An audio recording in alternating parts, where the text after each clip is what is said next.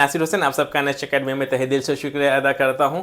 दोस्तों, आज हम लोग जो समझने की जो कोशिश करेंगे कि आज हम लोग सिर्फ इस बात पे कोशिश करेंगे कि बीपीएससी प्रीवियस ईयर्स का जो क्वेश्चन पेपर्स है वो इम्पॉर्टेंट क्यों है, प्रीवियस ईयर्स का क्वेश्चन पेपर महत्वपूर्ण क्यों है, हम लोग उस बात को समझेंगे। और दूसरी बात हमें इसमें इस बात को हमें समझना है कि इनमें से प्रीवियस ईयर्स क्वेश्चन पेपर के लिए कौन सी जो बुक है वो बेस्ट है, उस बात को हम लोग समझेंगे।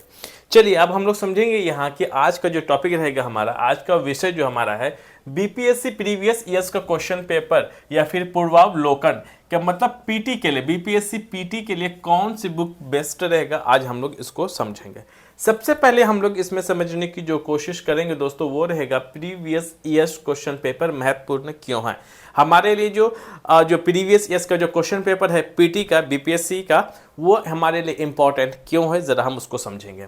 दूसरा पॉइंट उसको जो हम लोग समझेंगे वो रहेगा कि प्रीवियस ईयर्स क्वेश्चन पेपर के लिए बेस्ट बुक कौन सी है, क्योंकि बहुत सारे स्टूडेंट्स का मन में जो कि 2-3 सालों कई सालों से तैयारी करते हैं फिर भी वो कंफ्यूज इस बात के रहते हैं कि हमें कौन सी बुक को सिलेक्टिवली पढ़नी है। और जो न्यू है, जो फ्रेशर्स है, जो फ्रेशर स्टूडेंट्स है, जो न्यू स्टूडेंट्स है, जो तैयारी करने की जो तैयारी कर रहे हैं बीपीएससी के लिए, उसके लिए तो और भी इम्पोर्टेंट बन जाता है कि हम कौन सा प्रीवियस ईयर्स का क्वेश्चन पेपर या फिर बुक हम ले, उसको समझेंगे। सबसे पहले हम लोग समझने की जो दोस्तों कोशिश करेंगे वो रहेगा कि प्रीवियस ईयर्स क्वेश्चन पेपर महत्वपूर्ण क्यों है। ये बहुत इंपॉर्टेंट आपके लिए जानना। तो मैं एक एग्जांपल के जरिए से मैं समझाने की मैं कोशिश करूंगा कि प्रीवियस ईयर्स क्वेश्चन पेपर महत्वपूर्ण क्यों है। देखिए, पहले जो राजा लोग होते थे, महाराजा राजा लोग जो पहले होते थे, तो जब लड़ाई तो उस वक्त भी होती थी, तो युद्ध जब होता था तो दो लोग जब आपस में लड़ते थे तो उसमें कई सारी चीजें, जो एक हारता था तो दूसरा राजा जीत जाता था, तो उनको दो राजा जब आपस में लड़ते थे तो उसके लिए कई सारी चीजें इंपॉर्टेंट हुआ करती थी। पहला ये था कि सेना का संख्या, और उससे अहम हुआ करता था कि रणनीति, कि कौन कितने रणनीति के साथ युद्ध लड़ता है और वो जीत जाता है। और उसके इंपॉर्टेंट नेक्स्ट अगला इंपॉर्टेंट जो होता था लड़ने के लिए वो होता था कि हथियार, कि कौन सा वेपन से, कौन से हथियार से वो लड़े। तो इसी हिसाब से फिर अगर हम मध्यकालीन में देखें तो राजा लोगों को जो लड़ने का जो तरीका था, जब दो लोग जब आपस में लड़ते थे तो एक जीतता था एक हारता था, तो रणनीति और हथियार का इस्तेमाल करना और हथियार का होना ये बहुत बड़ा इंपॉर्टेंट था। उसी हिसाब से अगर हम देखें तो आधुनिक भारत में अगर हम देखें तो फिर अंग्रेज लोग कैसे भारत में करते हैं रूल और कौन सा स्ट्रेटेजी को अपनाते हैं, उन लोग स्ट्रेटेजी को अपनाने में और हथियार का, वेपन्स का इस्तेमाल करने में इन लोग बहुत सक्षम थे। इसी वजह से 1857 की जो क्रांति थी वो फेलियर होने का भी ये भी कारण था कि अंग्रेजों का स्ट्रेटेजी और वेपन्स बड़े मजबूत थे। दूसरी बात अगर हम देखें कि अगर बंगाल के विजय का अगर हम देखें बैटल ऑफ प्लासी को, तो किस हिसाब से सिराजुद्दौला हार जाते हैं और रॉबर्ट क्लाइव अंग्रेज कैसे जीत जाते हैं। उसी हिसाब से अगर नेक्स्ट एग्जाम्पल को अगर हम लेने की मैं कोशिश करूँ, 1526 की लड़ाई, पानीपत की पहला लड़ाई, देखते हैं कि जो बाबर है उसके पास संख्या मात्र 12,000 के करीब उसके पास जो सेना रहता है, लेकिन इब्राहिम लोदी के पास 1 लाख प्लस सेना रहता, फिर भी कैसे इब्राहिम लोदी हार जाता है, बाबर जीत जाता है। तो ओवरऑल अगर हम देखने की जो कोशिश करेंगे कि इतिहास एक ऐसी चीज है जिससे हम समझ सकते हैं कोई चीज का कि कैसे कोई चीज गलत हुआ था तो हम सही करने की कोशिश कर सकते हैं। तो उसी हिसाब से स्टूडेंट्स के लिए भी जो बीपीएससी के एग्जाम कोई बहुत बड़ा जंग से कम नहीं है, अपने आप में बहुत बड़ा जंग है बच्चों के लिए। तो दोस्तों अब यहां यह है कि महत्वपूर्ण वो इसलिए हो जाता है कि हम लगभग 20 साल से लेकर 20 सालों का प्रीवियस ईयर्स का क्वेश्चन पेपर को देखते हैं और हम पूरा इस बात को समझने की कोशिश करते हैं कि बीपीएससी ने हर 20 सालों में किस किस तरह के जो स्ट्रेटेजी को अपनाया, क्वेश्चंस को लेवल को चेंज किया है, कौन कौन से टॉपिक से सवाल पूछा गया है।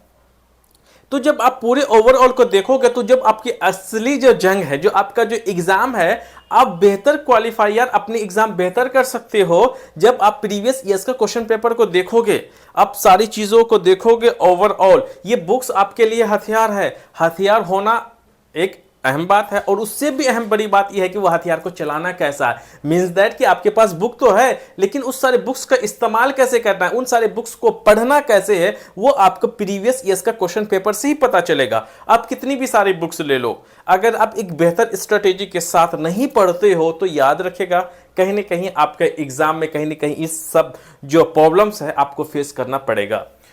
अब हम लोग देख लेते हैं, जैसे कि आपने प्रीवियस ईयर क्वेश्चन पेपर क्यों इंपॉर्टेंट है मैंने बता दिया, आपको लेना बहुत जरूरी है। उसके बाद कि दूसरा बात यह है कि हम कौन सा बुक लें। ये मतलब बच्चों के मन में एक क्या आती बहुत बड़ी प्रॉब्लम्स क्रिएट हो जाती है, हम कौन सा बुक लें नहीं लें। तो दो मेन जो दो बुक हैं फेमस, एक घटना चक्र, दूसरा केबीसी नैनो का, मैं हिंदी मीडियम स्टूडेंट्स के लिए मैं बता रहा हूं। तो इन दोनों के लिए कौन से बुक है जो कि सबसे ज्यादा प्रचलित है मार्केट में, और लोग भी स्टूडेंट्स भी ज्यादा इसी को परचेस करते हैं।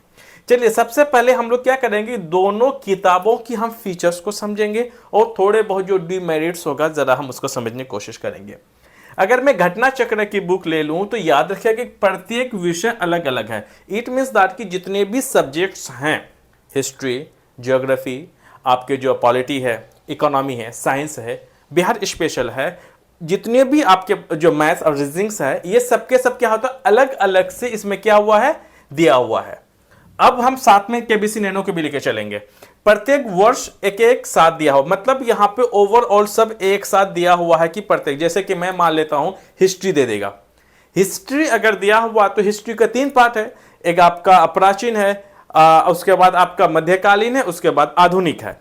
तो सबको दिया हुआ है। बीपीएससी में जितने भी साल भी पूछा गया हो तो कुल मिलाकर ये हो गया कि अगर इतिहास को अगर हम देखें 3 भाग में दिया हुआ है, और इतिहास में सबसे पहले वो आपको इसकी मैं बात कर रहा हूं घटना चक्र की, प्राचीन की मैं बात कर रहा हूं। प्राचीन से जितने भी सवाल आपके आए हुए हैं 20-25 सालों में, सबके प्राचीन से आपको 1 बाय 1 आंसर्स दिया होगा।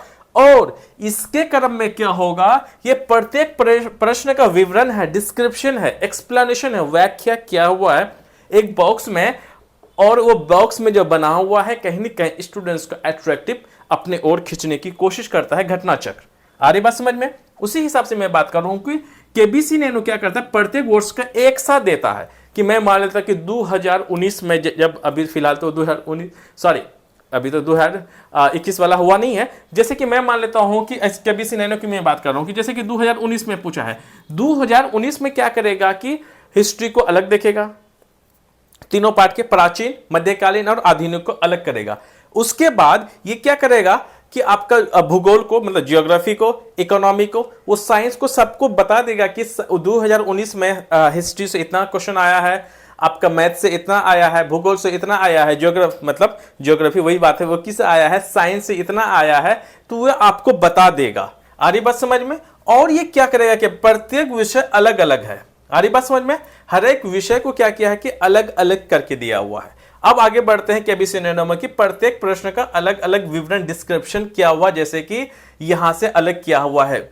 जैसे कि मैं मान लेता हूं कि अगर पूछा जाएगा कि आपसे ऑन एवरेज की 1526 की लड़ाई किसने जीती, ऑप्शन में दे देगा आपको, बाबर का रहेगा, तो पूरा एक कॉलम बना करके 1526 के बारे में एक्सप्लेनेशन बेहतर से रहेगा, इसमें भी रहेगा, इसमें रहेगा, लेकिन इसमें डब्बा बिना डब्बा का रहेगा, ये डब्बे के साथ बनाया दिया गया है, कहीं ना कहीं थोड़ा सा अट्रैक्टिव लगता है। और आगे बढ़ लेते हैं, जैसे कि ज्योग्राफी की अगर मैं बात कर लूं इसमें, तो ज्योग्राफी का भूगोल है, इसमें तो 2 भाग में दिया हुआ है। किसमें दिया हुआ ज्योग्राफी का? ज्योग्राफी है तो इसमें घटना चक्र में भारत और विश्व का अलग अलग से बना के देगा कि ये भारत का ज्योग्राफी है, ये विश्व का ज्योग्राफी, ताकि कि आप आसानी से आइडेंटिफाई कर सको ये सवाल जो मैं पढ़ रहा हूं ये भारत का ज्योग्राफी है, और ये क्वेश्चन जब मैं पढ़ रहा हूं तो वो किसका है, वर्ल्ड ज्योग्राफी है। बट इसमें क्या किया है कि केबीसी नैनो में सिर्फ भूगोल कर दिया है, वो भारत और विश्व को अलग अलग नहीं किया, सिर्फ ज्योग्राफी दे दिया है। कहीं ना कहीं बच्चे के मन में थोड़ा सा डाउट होगा, ये जो ज्योग्राफी जो मैं पढ़ रहा हूं कहीं ना कहीं किसका, इंडिया का पढ़ रहा हूं या फिर मैं विश्व का पढ़ रहा हूं, थोड़ा बहुत कंफ्यूजन होने के चांसेस हैं। लेकिन इसमें एक बेहतर ढंग से दिया गया है, भूगोल को एक ही में कर दिया, सिर्फ लिख देगा आपका भूगोल, ज्योग्राफी लिख देगा, जितने सवाल आया है हर एक साल आपको वहां पे बता देगा। ये बात आपको याद रखना है, कहीं ना कहीं कंफ्यूजन बनेगा कि भारत और विश्व में, तो कंफ्यूजन हो सकता है। अगला देख लें, सामान्य विज्ञान की अगर मैं बात करूं तो जनरल साइंस की अगर मैं बात करूं, घटना चक्र का केमिस्ट्री, फिजिक्स, बायोलॉजी का अलग अलग दिया हुआ है। मतलब ये दिया हुआ है कि केमिस्ट्री का पिछले 20 साल में जितने भी होगा सारे के सारे आपको ईयर वाइज लिख देगा कि इस साल फलाना फलाना साल दिया हुआ है। फिर फिजिक्स का लिख देगा फिजिक्स के सारे लिख देगा 15-20 साल में जितने सवाल आए हैं। Same as it is biology का होगा। लेकिन इसमें क्या किया है कि केबीसी नैनो में उसने सिर्फ जनरल साइंस लिखेगा। जनरल साइंस में फिजिक्स केमिस्ट्री बायोलॉजी ये कुछ नहीं लिखेगा कि हर एक सवाल में देगा साइंस से कितना आया है। आ रही है ना बस समझ में? हर साल लिख देगा कि साइंस से क्या आया है, ना तो आपको स्पेशली केमिस्ट्री के बारे में बताएगा, ना ही तो फिजिक्स, ना ही तो बायोलॉजी।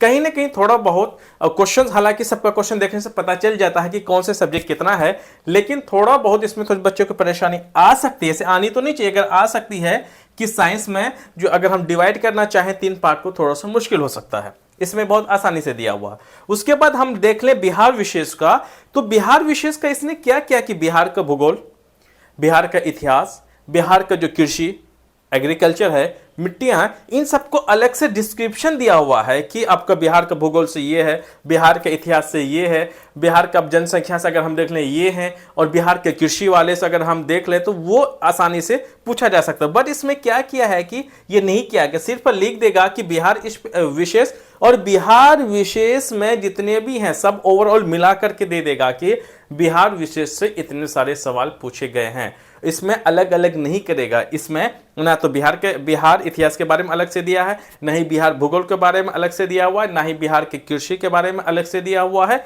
नहीं दिया हुआ। लेकिन इसमें दिया हुआ आप आसानी से समझ सकते हो। अच्छा ये बिहार का ज्योग्राफी है, अच्छा बिहार का इतिहास है, अब बिहार की कृषि के बारे में बोला है, बिहार की मिट्टी के बारे में बोला है, तो आसानी से बिहार की जनसंख्या के बारे में बोला है, ये आसानी से आप कर सकते हो। और यहां पर थोड़ा करना मुश्किल हो जाएगा।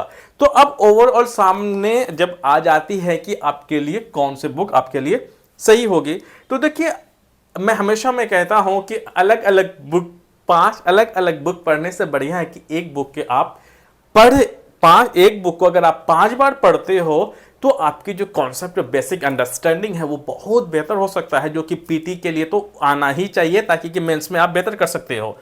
तो अब मैंने यहाँ दोनों बुक के बारे में मैंने बेहतर से मैंने बता दिया। अगर आप दोनों में से कोई भी बुक आप चूज करते हैं, दोनों ही अपने आप में बेहतर है। अगर आप घटना चक्र को लेना चाहते हैं तो वो भी सही रहेगा। सो गाइज मैंने आपको बेहतर ढंग से मैंने समझाने की मैंने कोशिश की कि दोनों बुक का डिफरेंसेस मैंने बता दिया। और सबसे इंपॉर्टेंट ये था कि प्रीवियस ईयर्स का क्वेश्चन पेपर क्यों महत्वपूर्ण है एक स्टूडेंट के लिए, मैंने भी वो बेहतर ढंग से मैंने आपको बताया है। So guys thank you very much.